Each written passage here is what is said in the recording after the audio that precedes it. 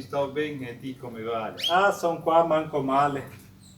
Tu ti ricordi che il nonno Piero dizia sempre che se viesse una volta il console che a Chiesa, a gente che era lì insieme, tutti si ricordavano e tanti volevano andare in Italia, vedere i suoi compagni, vedere la famiglia che resta là.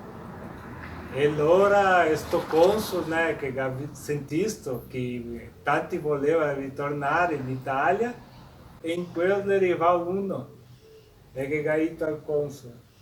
Quello che mi ricordo me è che l'Italia era proprio bella, ma mi ricordo anche che là non abbiamo cosa mangiare e qua in Brasile noi mangiamo tutto quello che vogliamo,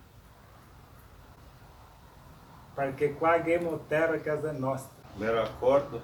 E che ha orgoglio da colônia sti anni, perché anche da Chiesa, perché ha fatto una chiesa grande in Pucchi, e allora che era quella femmina là che andava in città e andava a ringraziare quella dell'esercito che ha aiutato il gaito che Sti anni che era i che contava una storia che era una femmina qua della colonia che la necessità a vendere legne e vendere verdura, uvi, galline, latte e l'azienda la che portava roba a uno che era dell'esercito.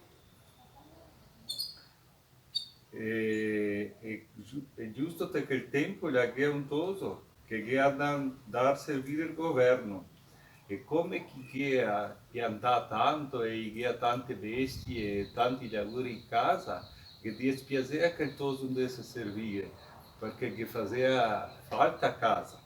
E allora da che ha di mandare a questo uomo dell'esercito che già che vendeva a roba, e la che ha di mandare se questo che tirava via il toso dell'allistamento, che se che faceva che il favore gli che portava una garrafa di latte per niente e la portava in colonia di carretta per avere il campanile. Bom, ciao, vivo a casa adesso. Ciao, stammi bene. Un altro tanto.